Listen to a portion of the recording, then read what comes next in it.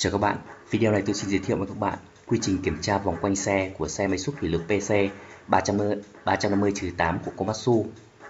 Quy trình kiểm tra này được thực hiện hàng ngày trước khi vận hành dành cho người thợ vận hành. Sau đây mời các bạn cùng xem. Để thực hiện công việc kiểm tra vòng quanh xe thì đầu tiên chúng ta phải rửa xe sạch sẽ. Sau đó chúng ta đổ xe tư thế như trên hình, trên nền phẳng và duỗi cần ra hết tầm. Hoặc các bạn cũng có thể thực hiện công việc kiểm tra kết hợp đồng thời. Về quy trình kiểm tra thì các bạn kiểm tra khu vực gầu hoặc ngoạm trước, sau đó các bạn vòng sang bên tay trái của xe, sang phía sau, sang bên phải, và chúng ta đi lên phần lắp của động cơ, và trong đó chúng ta vào trong cabin. Đó là toàn bộ quy trình kiểm tra của xe. Bước đầu tiên chúng ta kiểm tra đó là khu vực gầu. Ở khu vực này các bạn kiểm tra các răng gầu, vú mỡ xem có đầy đủ hay không, cũng như xem có bị chém, bị nứt, bị vỡ, các TO có bị rò rỉ dầu hay không. Các bạn kiểm tra bên trái hoặc bên phải của gầu, cũng như toàn bộ cần boom, xem có bị. Trong trường hợp mà các bạn không phải là gầu, các bạn dùng sử dụng ngoại, thì các bạn cũng có thể kiểm tra các khớp lối, cũng như là các đầu TO thủy lực ở các xi lanh ngoại, xem có bị rò rỉ dầu hay không, có điều gì bất thường hay không. Các bạn nhìn lên phía trên, xem dầu ở các TO cũng như xi lanh bị rò rỉ ra hay không. Bước tiếp theo chúng ta kiểm tra ở phía trước của xe. Sau khi các bạn kiểm tra khu vực gầu cần xong rồi, các bạn kiểm tra phía trước của xe, nhìn các TO dầu có bị rò rỉ ra hay không, có vú mỡ có đầy đủ hay không. Đối với vú mỡ của cây toa chúng ta 100 giờ chúng ta mới phải bơm, còn vú mỡ ở gầu thì các bạn có thể bơm hàng 50 giờ một ngày đối với mới, hoặc là hàng ngày đối với máy cũ. Kiểm tra các phía trong, mặt trước, bánh dẫn hướng, cũng như là vale đỡ, vale tì ở mặt gầm, xem có bị điều gì bất thường hay không, có mòn, dầu có bị rò rỉ ra hay không. Sau khi các bạn kiểm tra xong ở phần trước này thì các bạn di chuyển sang bên tay phải của chúng ta. Tiếp theo chúng ta kiểm tra, sau kiểm tra bên trước rồi chúng ta quay sang kiểm tra bên tay trái của máy. Tay trái máy phần gầm xích thì các bạn kiểm tra bánh dẫn hướng, xem có bị bên ngoài, xem có bị mòn, điều gì bất thường hay không. Vane đỡ, vane tì, xem có bị dầu bị rò rỉ hay không, cũng như kiểm tra độ trùng của xích. Độ trùng của xích thì các bạn nhớ là chúng ta giải một cái que từ 5 mắt xích ngang qua. Nếu như mà độ trùng mà lớn hơn 30 thì là trùng quá, nhỏ hơn 15 là căng quá, thì chúng ta phải đi bơm thêm. Đó, chúng ta nhìn phía dưới xem đây, các bạn kiểm tra điều gì bất thường.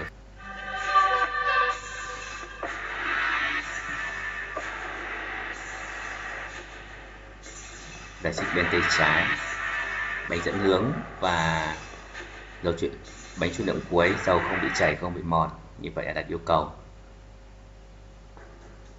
Như vậy chúng ta kiểm tra ở bên trái phần dưới xong rồi thì chúng ta quay sang kiểm tra bên trái ở phần phía trên. Chúng ta dùng chìa khóa mở ra.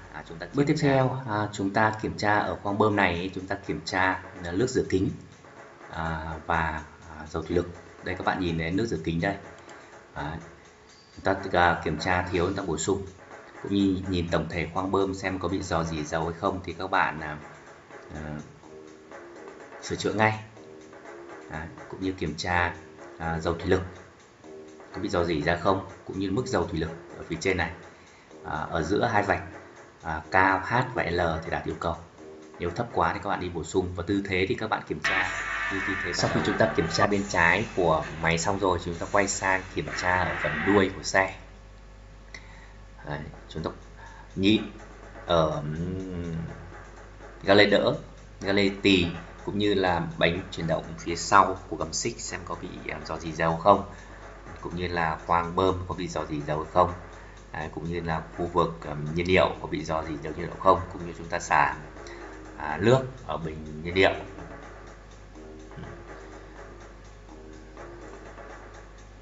Đó.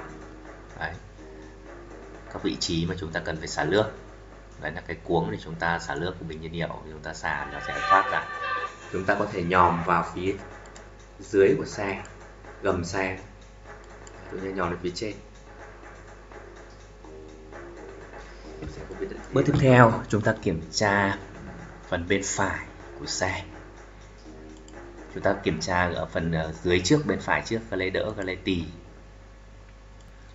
cũng như là bánh chuyển động, xem có rò rỉ dầu hay không, như độ chừng của xích y hệt như bên trái. Lớn hơn 30 thì là trùng, và nhỏ hơn 15. Kiểm tra bên trái một lần nữa, các bạn nhìn lại.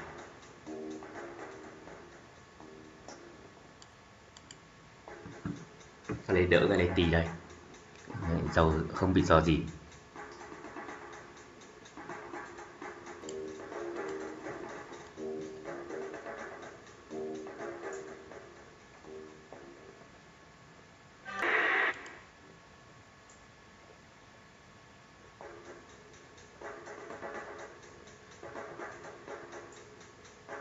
Sau khi chúng ta kiểm tra xong ở phần dưới này rồi thì chúng ta sẽ quay sang kiểm tra phần bên phải ở phía trên. Bước tiếp theo, chúng ta kiểm tra hệ thống nhiên liệu cũng như là lọc khí.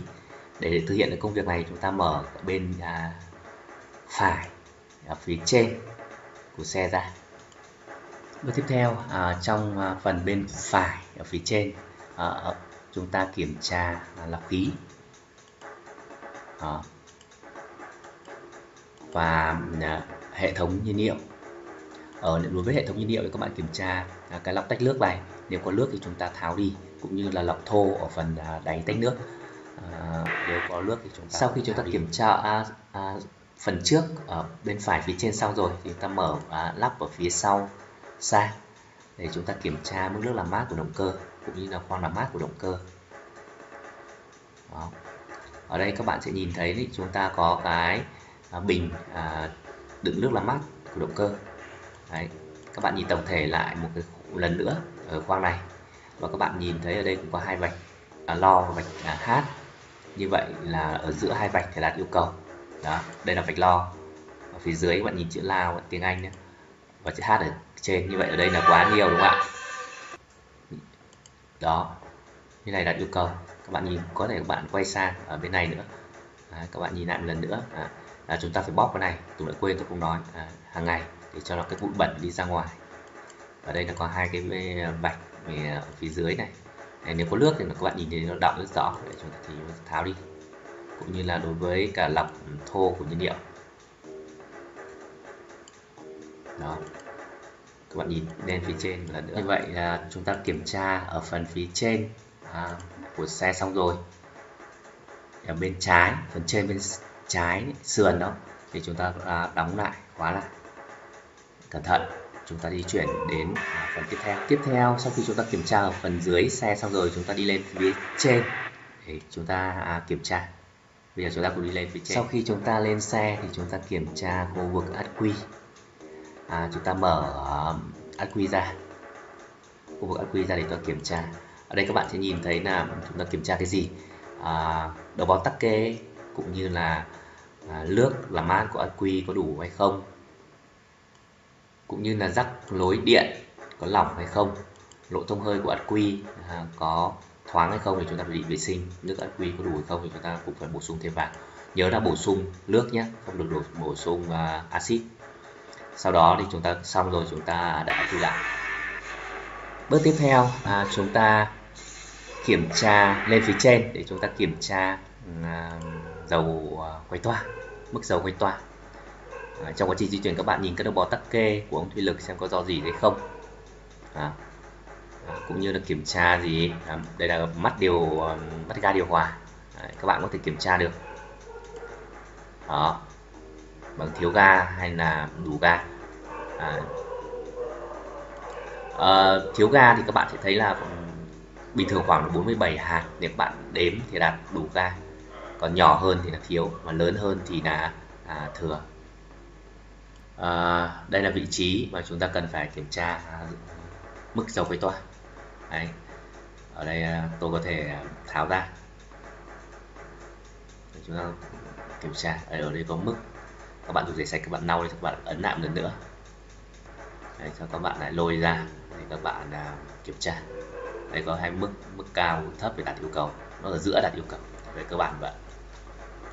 Tiếp theo chúng ta di chuyển lên phía trên của xe để chúng ta kiểm tra khu vực động cơ. Thì đối với khu vực động cơ này các bạn dùng chìa khóa, các bạn mở cái lắp che của động cơ ra để chúng ta kiểm tra. Ở khu vực động cơ này các bạn kiểm tra cái gì? Thứ nhất là kiểm tra bụi bẩn có tích tụ quanh đây không, các bạn cần phải loại bỏ. Nhìn xem hệ thống nước, hệ thống nhiên liệu, hệ thống dao động cơ, xem có bị rò gì không thì các bạn cũng cần phải loại bỏ. Sau đó thì các bạn kiểm tra từng các vị trí một. Đây là kiểm tra dầu động cơ. Các bạn rút lên thì các bạn kiểm tra dầu động cơ xem nó có đạt yêu cầu hay không. Cũng ở giữa hai vạch thì là yêu cầu. Sau đó các bạn cắm lại. Nếu mà nhiều quá thì các bạn tháo ra. Đây là series động cơ, các bạn nhìn SAA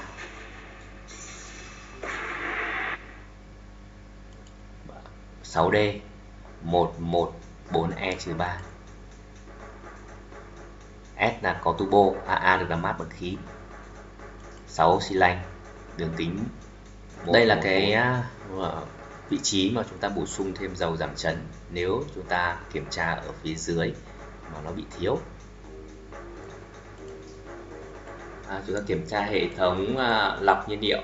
Cái lọc đấy là 500 giờ chúng ta thay một lần. Tùy theo chất lượng dầu cũng như chúng ta kiểm tra.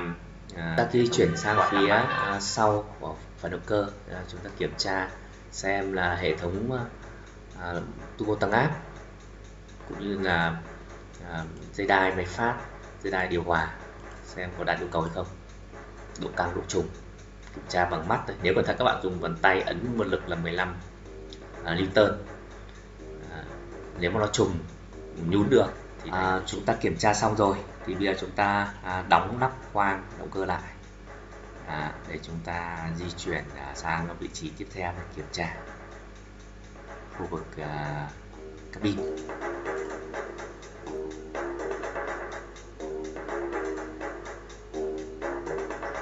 Sau khi mà chúng ta kiểm tra khu vực động cơ xong rồi, chúng ta nhìn lên phía lại một lần nữa có đường ống dây và chúng ta kiểm tra hệ thống anten GPS cũng như là com chắc của xe xem có mất kết nối thì không, có điều gì bất thường hay không. Sau khi chúng ta kiểm tra xong, bây giờ chúng ta vào cabin.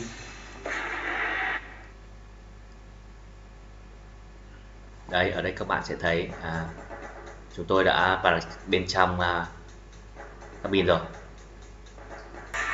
Ở bên trong cabin này thì các bạn kiểm tra vòng quanh cabin xem có điều gì bất thường hay không. Toàn bộ các hệ thống công tắc cũng như là rẻ bẩn, các bạn nhìn quanh hệ thống đèn. Bước tiếp theo chúng ta kiểm tra thực hiện công việc kiểm tra màn hình. Để thực hiện công việc kiểm tra màn hình, các bạn bật vị trí on của chìa khóa thì khi đó toàn bộ màn hình nó sáng hết lên và các biểu tượng này nó phải tắt đi. Nếu không tắt đi thì đó là bị lỗi, chúng ta phải xử lý. Còn trong trường hợp tắt đi thì đạt yêu cầu. Tiếp theo đó là chúng ta làm ấm máy sau khi chúng ta kiểm tra xong.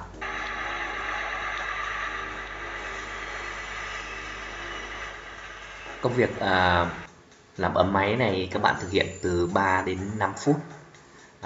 Vừa làm ấm máy động cơ, vừa làm thao tác dầu thủy lực làm cho ấm.